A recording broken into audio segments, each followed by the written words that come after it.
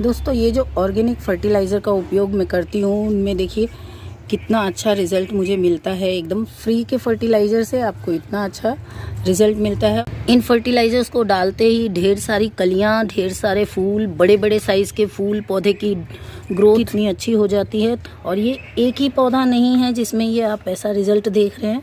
आप मेरे सभी गुलाब के पौधे में देख सकते हैं कि रिज़ल्ट कितना अच्छा मुझे मिल रहा है। और इनमें से एक भी फर्टिलाइज़र केमिकल नहीं है, सभी ऑर्गेनिक है और एकदम फ्री में है। हमारे घर में उपलब्ध होने वाली चीज़ों का उपयोग करती हूँ मैं। तो क्या है ये खाद और इसका कैसे आपको अपने गुलाब पर उपयोग करना है और इसका क्या रिजल्ट मिलेगा, क्या फ़ायदे हैं आपके गुलाब के पौधे पर इन ऑर्गेनिक खादों का, आज के वीडियो में मैं आपको पूरी जानकारी दूंगी। तो वीडियो में अंत तक बने रहिएगा। आप मेरे चैनल पर पहली बार आए हैं तो चैनल को सब्सक्राइब भी अवश्य कर लीजिएगा और शेयर तो कर ही लीजिएगा, क्योंकि एकदम फ्री में आप ढेर सारे गुलाब प्राप्त कर सकते हैं। कोई केमिकल नहीं, कोई महंगे महंगे खाद नहीं, अपने घर से मिलने वाली एकदम फ्री की चीज़ों से ढेर सारे गुलाब प्राप्त कर सकते हैं। आती है। नमस्कार दोस्तों, पुनः हार्दिक स्वागत करती हूँ आप सबका अपने YouTube चैनल SK गार्डनिंग में। दोस्तों अब ठंड जा रही है और जनवरी में आपको गुलाब पर कुछ काम कर लेने हैं, आवश्यक काम करने हैं, जिससे कि आपका गुलाब फरवरी, मार्च, अप्रैल तक ऐसे ही भर भर के फूल देता रहे। बहुत अधिक ठंड पड़ने से हमारे गुलाब कुछ कुछ इस तरह के हो गए हैं। देखिए थोड़े से डोरमेंसी में जैसे कि ये चले गए थे।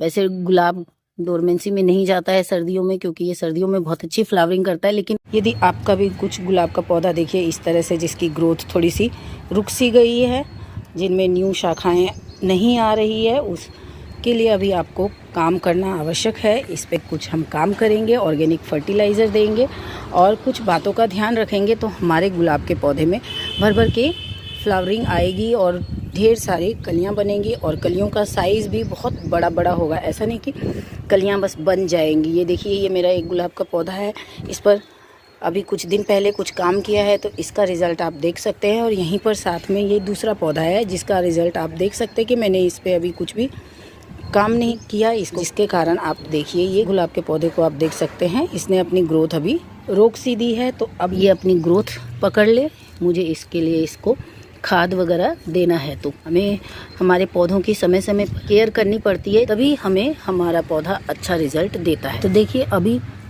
ठंड जैसा कि आप सब जानते हैं बहुत अधिक पड़ रही थी और धूप बिल्कुल भी नहीं निकल रही थी। तो हमारे कुछ पौधों की इस तरह से कंडीशंस हो गई है ठंड के कारण और धूप ना निकलने के कारण। तो सबसे पहला केयर तो आपको यही करना है कि अपने गुलाब के पौधे को एकदम फुल सनलाइट में रखिए, क्योंकि गुलाब का जो पौधा है वो सन लविंग प्लांट है। इसे 2-3 घंटे की धूप नहीं, मिनिमम 5-6 घंटे की धूप चाहिए, जिससे इसकी ग्रोथ अच्छी होती है, इसमें ढेर सारी कलियां बनती है और ढेर सारे फूल आते हैं। तो इसके लिए सबसे पहले तो आपको अपने पौधे को, यदि आपका पौधा धूप में नहीं है तो आपको धूप में रखना है। इसके बाद आपके गुलाब के पौधे में जैसे कि विंटर चल रहा है और बहुत बम्पर फ्लावरिंग करते हैं, तो ये जो आपको डेड हेडिंग कर लेनी है, अपने सभी गुलाब के पौधों को डेड हेडिंग अवश्य कर लेनी है। और गुलाब के पौधे में अक्टूबर नवंबर से लेकर दिसंबर जनवरी तक आपको 4 महीनों के बीच में एक बार हार्ड प्रूनिंग आपको अवश्य कर लेनी है, क्योंकि हार्ड प्रूनिंग करेंगे तभी आपका पौधा अच्छे से ग्रो करेगा। चाहे देसी गुलाब है आपके पास, चाहे इंग्लिश गुलाब है, आपको हार्ड प्रूनिंग कर लेनी है। एक बार तो आपको हार्ड प्रूनिंग करनी है। और ये मेरा गुलाब का पौधा आपको मैंने बताया, ये मैंने अभी अभी रिपोर्ट किया था, नया पौधा है, तो इसकी मैंने हार्ड प्रूनिंग नहीं की है, ना ही अभी करूँगी, क्योंकि ये अभी नया पौधा है, इसकी हमें हार्ड प्रूनिंग करने की आवश्यकता नहीं। अगर आपका पौधा पुराना है तो आपको प्रूनिंग कर लेनी है। हार्ड प्रूनिंग अगर आपको नहीं करनी है तो लाइट प्रूनिंग आपको कम से कम करना ही है, तभी आपका पौधे में नए नए शाखाएं बनेंगी। ये 2 गुलाब के मेरे पौधे जो है ये नए नए हैं, अभी रिपोर्ट किए हुए कुछ दिन ही हुए हैं, तो इनकी मैं बहुत ही लाइट प्रूनिंग कर रही हूँ। हार्ड प्रूनिंग अभी इनमें मैं नहीं करूँगी, क्योंकि पौधा बहुत छोटा है। लेकिन जो मेरे पौधे पुराने हैं उनकी मुझे अभी हार्ड प्रूनिंग करनी है। तो ये मेरा गुलाब का पौधा है और इसकी मुझे प्रूनिंग करनी है, और आज इसकी मैं हार्ड प्रूनिंग करूँगी, क्योंकि मैंने अक्टूबर में इसकी प्रूनिंग हार्ड प्रूनिंग नहीं की थी। तो इस समय मैं इसकी हार्ड प्रूनिंग करने जा रही हूँ। देखिए, और इसकी कटिंग्स मैंने बहुत सारी लगाई है और बहुत सारी कटिंग्स लग गई है, मैंने आपको दिखाया भी था वीडियो। तो आप चाहें तो वो भी देख सकते हैं जा करके वीडियो।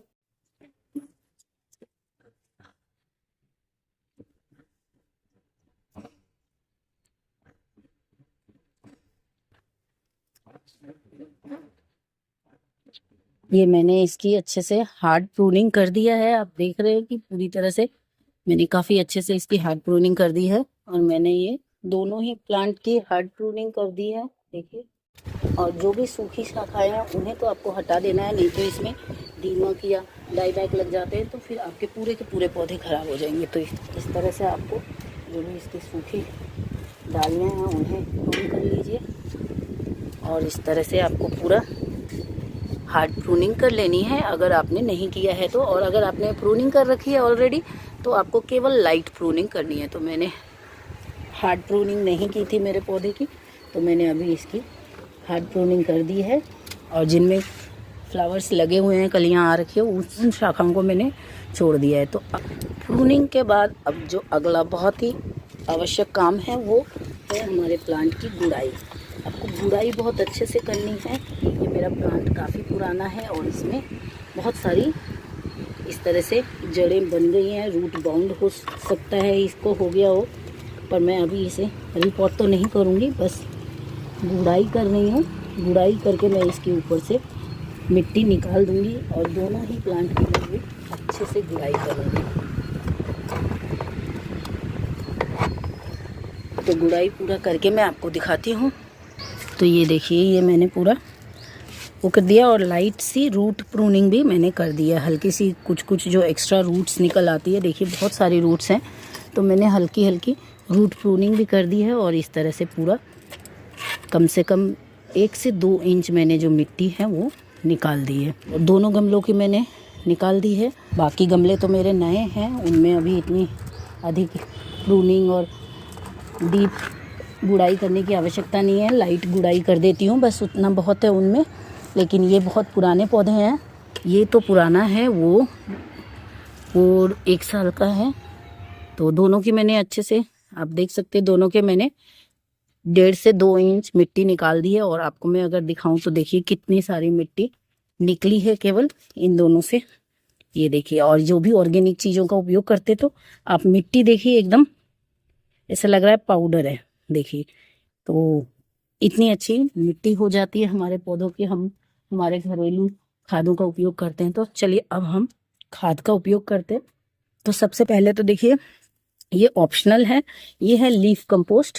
यदि आपके पास सूखे पत्तों का खाद है, देखिए ये बाहर ही रह गया तो सूख गया है, लेकिन ये कंपोस्ट बना हुआ है तो इसलिए मैं ये मेरे पास है तो मैं उपयोग में ले रही हूँ। ये ऑप्शनल है, आपको करने की आवश्यकता नहीं है। यदि आपके पास है तो आप कर सकते हैं। तो ये मैंने पहली चीज़ की है लीफ कंपोस्ट, क्योंकि हमारे प्लांट्स में कार्बनिक मटेरियल जो है वो बहुत आवश्यक है देना, तो मैं वो देती हूँ। उसके बाद हमने जो उपयोग में लेना है वो ये देखिए, ये मैं ले रही हूँ गोबर की खाद। गोबर की खाद है ये, एकदम सड़ी गली पुरानी गोबर की खाद। और इसमें आप देख सकते हैं ये कुछ बकरी के भी खाद है, कुछ बकरी के ये हैं इसका खाद। तो ये लेना है आपको, क्योंकि हमारे पौधे को हमने बहुत अधिक कटाई छटाई की है। तो इससे क्या होगा, ये हमारे पौधे की रूट के ग्रोथ को बढ़ाएगा, प्रमोशन करेगा रूट ग्रोथ को, जिससे हमारे पौधे की रूट बड़ी होगी। रूट बढ़ेगी तो हमारे पौधे की ग्रोथ होगी, वो नई नई ढेर सारी शाखाएं निकालेगा। तो आपको ये ले लेना है करीब 4 से 5 मुट्ठी दोनों गमलों के लिए। पर गमला आप 5 से 6 मुट्ठी गोबर की खाद ले सकते हैं। मैंने ये लिया है गोबर की खाद। ये जब भी आप अपने प्लांट की प्रूनिंग करते हैं तब ये बहुत ही आवश्यक हो जाता है, ये गोबर की खाद। या इसकी जगह आप किचन वेस्ट कंपोस्ट बनाते हैं तो वो, या फिर वर्मी कंपोस्ट का उपयोग करते हैं तो वर्मी कंपोस्ट। इसके अलावा ये देखिए, ये मैं जो घर में एकदम फ्री में बनाती हूँ वर्मी कंपोस्ट, ये देखिए, ये कोई वर्मी कंपोस्ट नहीं है, लेकिन वर्मी कंपोस्ट से ज़्यादा पावरफुल मुझे तो ऐसा लगता है इसका रिज़ल्ट। क्योंकि अक्टूबर में मैंने गोबर की खाद का भी उपयोग नहीं किया था, केवल इसका उपयोग किया था। ये है चाय पत्ती से बना हुआ खाद। मैं बहुत चाय पत्ती से बने हुए खाद का फूलों पर उपयोग करती हूँ और बहुत ही अच्छा रिज़ल्ट मुझे मिलता है। देखिए, मैं बहुत अधिक ये खाद बनाती भी रहती हूँ। तो ये आपको 2-2 मुट्ठी अपने सभी प्लांट पर, जितने भी फूल वाले पौधे हैं उन पे दे देना है। सूखी चाय पत्ती का पाउडर उपयोग कर रहे हैं तो वो आपको 1 मुट्ठी उपयोग में लेना है, लेकिन ये खाद है, क्योंकि ये ऑलरेडी डिकम्पोज खाद है तो आप इसको थोड़ा ज़्यादा कम भी कर सकते हैं, कोई प्रॉब्लम नहीं होगी, कोई समस्या नहीं आती है आपके प्लांट्स में। तो मैं इसको अच्छे से उपयोग करती हूँ, 3-4 मुट्ठी पूरा मैं ले रही हूँ। और इसके बाद जो मैंने आपको अभी वीडियो के आरंभ में दिखाया था, और अब हम इस खाद का उपयोग करेंगे जिसे मैंने आपको वीडियो में आरंभ में दिखाया था। तो ये देखिए, ये है कैल्शियम का बहुत ही अच्छा स्रोत। इसमें कैल्शियम, मैग्नीशियम, फास्फोरस, जो भी आपके पौधे को माइक्रो न्यूट्रिएंट्स चाहिए वो सब इसमें उपलब्ध हैं। और वो ये क्या है, तो ये है दोस्तों, ये है काला तिल, जो कि बहुत ही अच्छा कैल्शियम का बहुत अच्छा स्रोत है। तो आप ये उपयोग में ले सकते हैं। इसको बहुत अधिक आपको लेने की आवश्यकता नहीं है।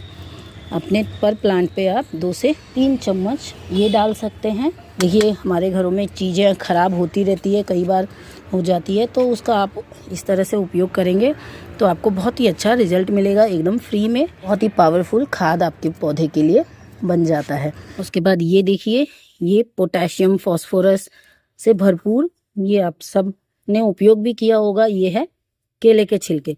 तो केले के छिलके का इस तरह से आप पाउडर बना के कीजिए। इसका लिक्विड फर्टिलाइज़र तो हर 10 दिन पर हमें उपयोग में लेना ही है, लेकिन इस तरह से छिलकों को सुखा करके आप इसका उपयोग कर सकते हैं। तो ये भी आपको पौधे के हिसाब से 2 चम्मच कम से कम देना है, 2 से 3 चम्मच आप दे सकते हैं। ये देखिए, और रिजल्ट भी मैं आपको साझा करती ही रहती हूँ। देखिए, अभी मैंने ये जनवरी में मेरे गुलाब के पौधों पर काम कर दिया है, आपके सामने सारा काम कर रही हूँ।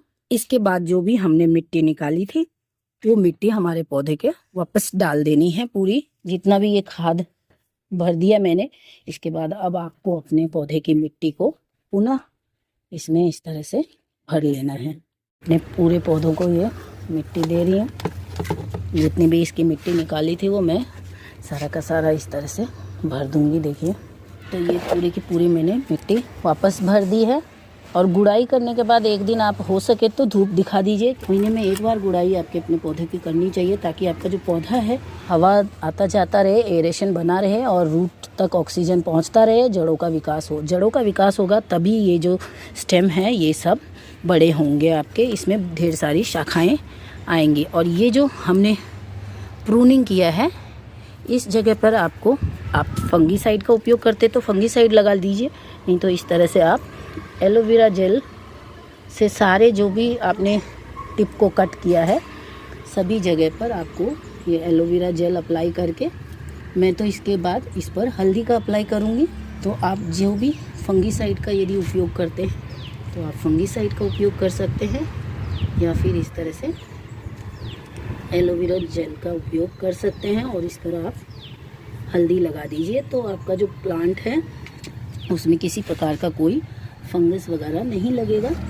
ये करना आवश्यक हो जाता है इसलिए ताकि हमारे प्लांट्स को किसी तरह का कोई फंगस अटैक ना हो, प्लांट डाई बैक में ना जाए। क्योंकि जब आप काटते हैं तो इस पर फंगस लगने का बहुत ज़्यादा खतरा रहता है, तो आपको इस चीज़ का ध्यान रखना है। देख, और इस तरह की जब भी हम कटाई छटाई करते हैं तो आप अपने प्लांट को किसी न किसी तरह के फंगीसाइड का स्प्रे कर सकते हैं, नहीं तो बेकिंग सोडा का स्प्रे आप कर सकते हैं। अभी धूप का समय है इसलिए मैं बेकिंग सोडा का उपयोग भी नहीं कर रही हूँ, और साथ ही में मैंने हल्दी का उपयोग किया है। तो अगर मैं बेकिंग सोडा से मेरे पूरे प्लांट को पूरी तरह नहला दूँगी तो ये जो हल्दी लगाया है ये सारा निकल जाएगा। तो शाम के टाइम में इस पर बेकिंग सोडा का उपयोग कर दूँ। इसके अलावा आपको केवल सॉलिड फर्टिलाइज़र देने से काम नहीं चलेगा। ये देखिए, ये है, ये आप सब ने उपयोग में लिया होगा और इसका उपयोग बहुत ही ज़रूरी है आपको करना। ये देखिए, ये जो है ये है सरसों की खली। तो सरसों की खली का उपयोग आपको अपने प्लांट पर अवश्य करना है। गुलाब पर सारा खाद देने के बाद सरसों की खली का उपयोग कीजिए। सरसों की खली का खाद कैसे बनाया जाता है ये तो बहुत सारे वीडियोज़ में मैंने आपको बताया है। तो आपको 4 लीटर पानी ले लेना है और ये सरसों की खली का खाद बनाए ये आपको 1 लीटर इसमें मिक्स कर लेना है और उसके बाद आपको अपने पौधे को दे देना है। और ये पानी देने के लिए जब आपने अभी गुड़ाई वगैरह किया है, खाद दिया है अपने पौधे को, तो अभी आपको पानी नहीं देना है। पानी एक दिन बाद दीजिएगा, अच्छे से धूप लगने दीजिए पौधे को और उसके बाद आप पानी दीजिएगा। तो जो खाद है वो धीरे धीरे आपके प्लांट को बहुत ही अच्छा रिज़ल्ट देगा। तो ये देखिए, जिनकी मैंने अभी गुड़ाई की है उनको तो मैं अभी नहीं दे रही हूँ, बाकी गुलाब के पौधों को दे रही हूँ। और इसके साथ ही ये जो हमने ये ढेर सारी जो कटिंग्स की है, इन कटिंग्स को भी आप ग्रो कर सकते हैं। और कटिंग्स को कैसे ग्रो करना है इस पर तो मैंने अभी वीडियो दिया है, आप देख सकते हैं कि कितनी आसानी से, कोई महंगी चीज़ें नहीं, कोकोपीट नहीं, कोई रूटिंग हार्मोन्स नहीं, और इतना अच्छा रिज़ल्ट आपको मिलेगा कि आप खुद हैरान हो जाएंगे। तो आप वो वीडियो भी जा कर के अवश्य देखिएगा, बहुत ही अच्छा रिज़ल्ट मिलेगा आपको। इसके अलावा गुलाब की मिट्टी में हमेशा आप नमी बनाए रखिए, इसको कभी भी ड्राई नहीं छोड़ना है, एकदम सूखा नहीं छोड़ना है, नहीं तो गुलाब के पौधे की ग्रोथ रुक जाती है। और कई बार ऐसा होता है कि गुलाब का पौधा मर भी जाता है, इसमें नए शाखाएं तो नहीं आती है, मर जाता है अवश्य।